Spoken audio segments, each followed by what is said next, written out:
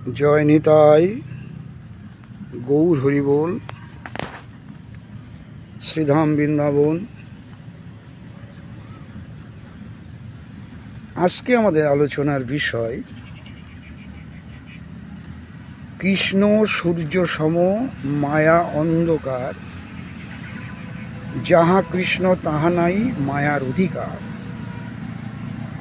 মহাপ্রভু কোন প্রসঙ্গে এই কথাটা আলোচনা করেছেন বা আমাদেরকে জানিয়েছেন,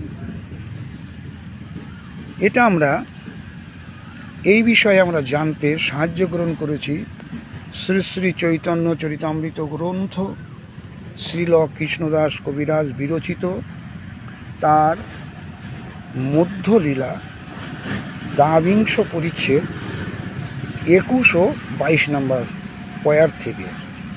আসুন সেখান থেকে আমরা আস্বাদন করি।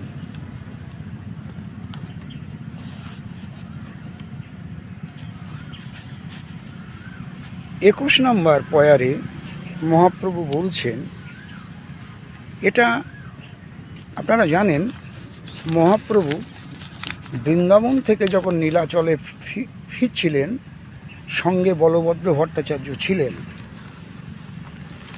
ফেরার পথে কাশীতে তপন মিশ্রের গৃহে বসে সনাতনকে 2 মাস শিক্ষা দিয়েছিলেন। সেখানকার এ প্রসঙ্গটা কি বললেন মহাপ্রভু? কৃষ্ণ সূর্য সম,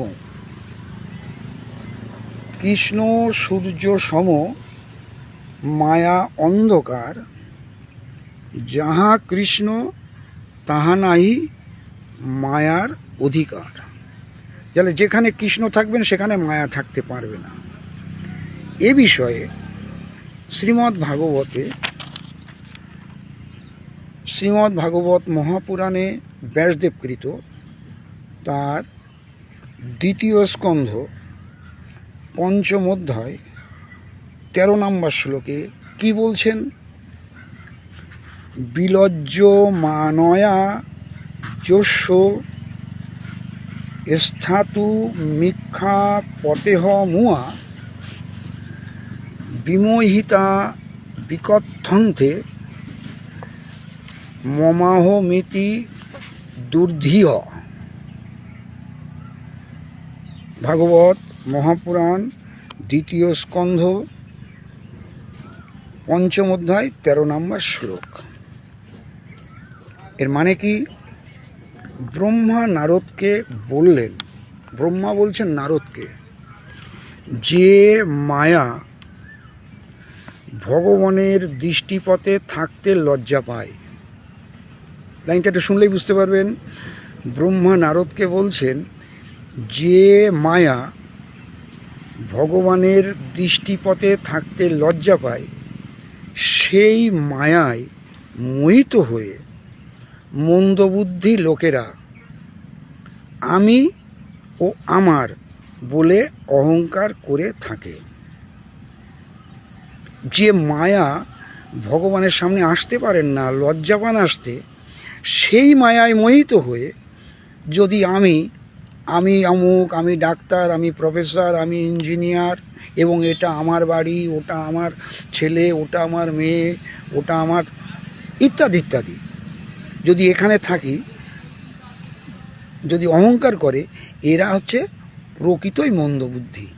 কারণ আমি নিজেকে ভাবছি আমি কৃষ্ণ ভক্ত, আমি বৈষ্ণব, আমি সাধু, এদিকে মায়ার দাস হয়ে ঘুরে বেড়াচ্ছি। এটা সম্ভব? যেখানে মায়া ভগবানের সামনে আসতে পারেন না। এই ছিল ভাগবতের 2য় স্কন্ধ 5ম অধ্যায় 13 নম্বর শ্লোকের অনুবাদ।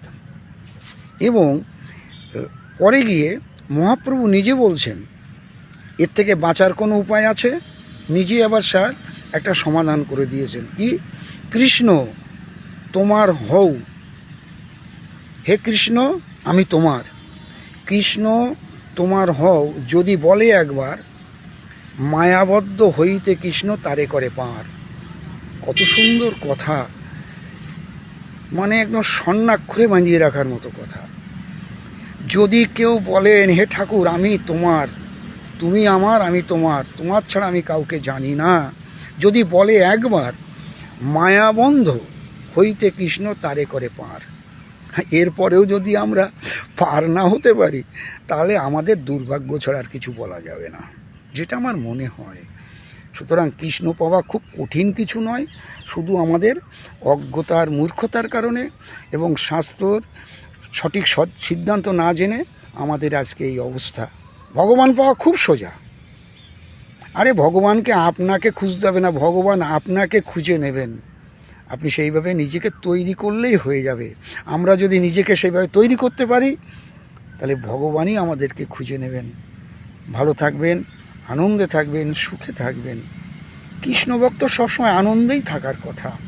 জয় নিতাই গৌর হরিবোল। জয় শ্রী রাধে শ্যাম। রাধে রাধে।